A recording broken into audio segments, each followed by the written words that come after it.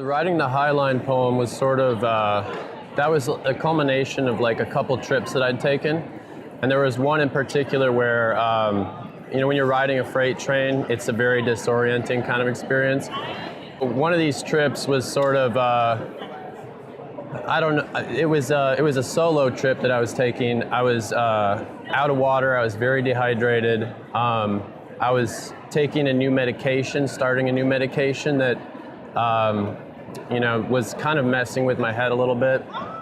And I think it was starting to kick in, and this was the first time I'd felt the effect of this new medication. So I think because of the dehydration, I woke up and I was just suddenly kind of like hit with this experience of light that felt strange and totally novel and weird. And I'm looking down the line, and I was kind of under the influence of this thing, and I started having these flashbacks to this time when my dad, when I was a kid, had to put our dog down.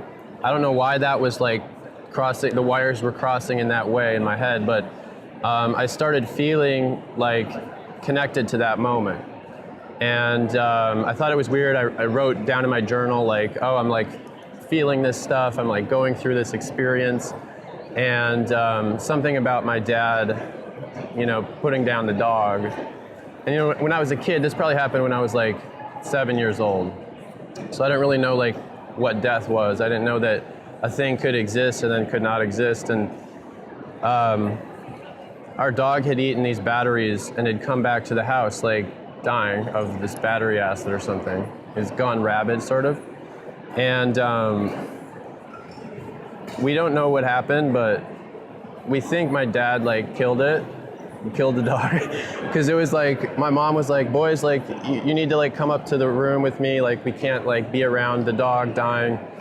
And we went up to the room, and when we came back down, it was done. My dad was digging a grave in the yard. And I remember thinking, like wondering about death at that point and the permanence of things, and like how, my dad probably put it down, but he still like never has admitted that he's done that, that he did that, but we think that's what happened. So anyway, it was like kind of this like mystery in my family, like what happened to the dog, and then this experience on the train. And I just took notes, like small, short notes. And over the course of that train ride, which was probably 5 days, I was by myself and I was hearing a lot of things, and I was like taking notes as I was going. And maybe a year later, I started to cobble together this poem.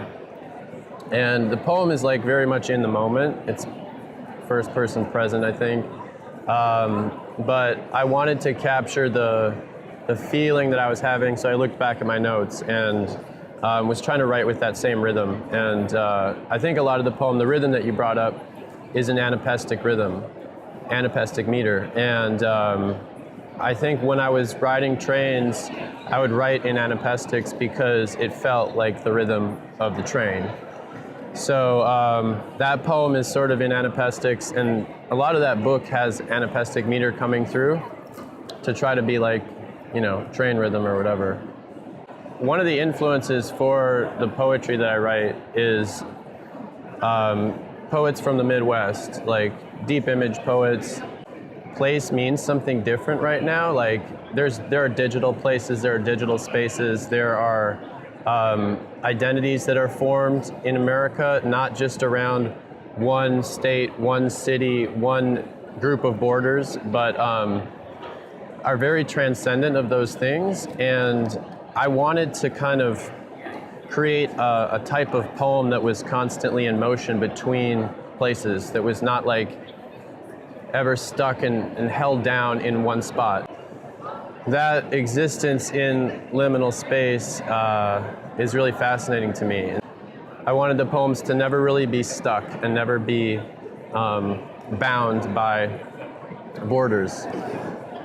The metaphor, obviously, in the book is like the train and like the road and like, being on the road or being in motion. But that's some of the thought behind why I did that.